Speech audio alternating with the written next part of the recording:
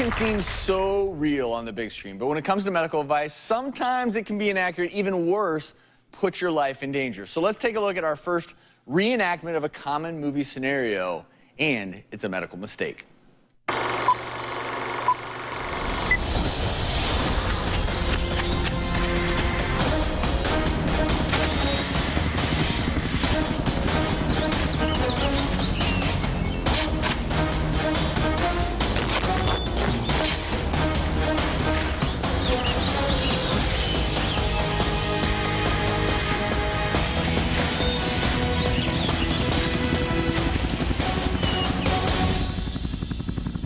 So just remember, movies and TV shows are entertainment. You're supposed to enjoy it, not learn your medical advice.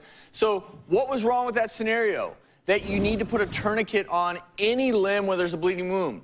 That's a myth. In fact, what happens is you tighten down a tourniquet, say on your arm, it prevents all blood flow, which means one thing. If it's left on too long, your entire arm could die. What you want to do in real life, if you come upon someone who is bleeding from a wound, you want to locate that wound where the bleeding's from. So this is iStan from CAE. We're going to call him Little Jimmy. Okay. Because Little Jimmy's got a big boo-boo on his leg. So if you can, obviously you want to protect yourself. So any sort of barrier, I always carry gloves with me because as a doctor, you never know when you're going to be called to line duty. This is a squirting wound. That is arterial. Find it. Find the wound with direct pressure on that wound. You're trying, and there's no more coming. But you know what? If you just apply pressure and then let go, look what happens. The other thing people do, I see this all the time in the ER, they don't want to deal with the wound, so they just lay something on it.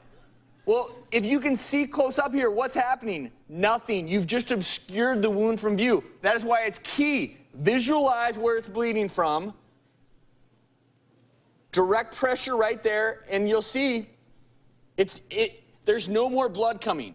I have effectively created a tourniquet where it's bleeding. There's peripheral blood flow, so he's still getting enough blood flow to the rest of his leg. You hold pressure until help arrives.